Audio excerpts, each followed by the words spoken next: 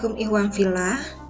Perang Salib pertama terjadi pada tahun 1095 hingga 1099 Masehi. Perang Salib pertama adalah serangkaian operasi militer yang didorong oleh keinginan kaum Kristen Eropa untuk menjadikan tempat-tempat suci umat Kristen, khususnya Yerusalem, masuk ke wilayah pelindungan mereka. Seruan Paus Urbanus pada tahun 1095 membuat penguasa-penguasa Kristen Eropa bersatu untuk melakukan serangan ke wilayah-wilayah Muslim di Timur Tengah. Sejak awal, Perang Salib membentuk babak penting dalam dua sejarah yang berbeda, namun saling terkait, yaitu Barat dan Timur. Bagi Barat, Perang Salib adalah bagian penting dari evolusi Eropa Barat abad pertengahan. Sementara bagi Muslim di Timur, Perang Salib memainkan peran sementara tetapi tidak terlupakan. Karena perang ini mempengaruhi kesadaran umat Islam hingga kini. Perang Salib pertama menjadi salah satu perang terbesar dan terlama dalam sejarah umat manusia pada masa mendekati abad pertengahan.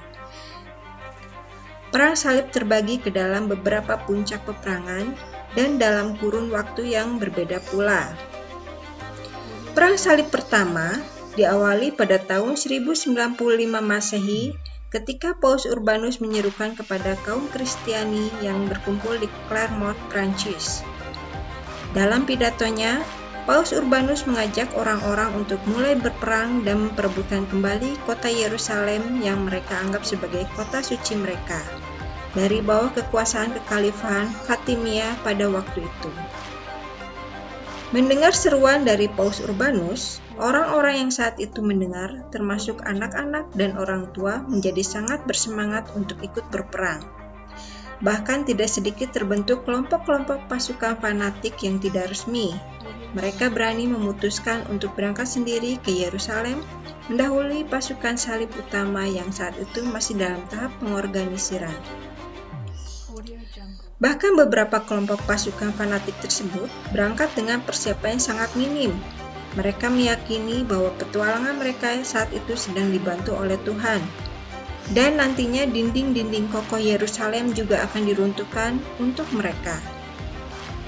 Namun pada kenyataannya, setelah beberapa lama berekspedisi, mereka mulai menyadari bahwa ternyata pergi berperang itu tidak mudah.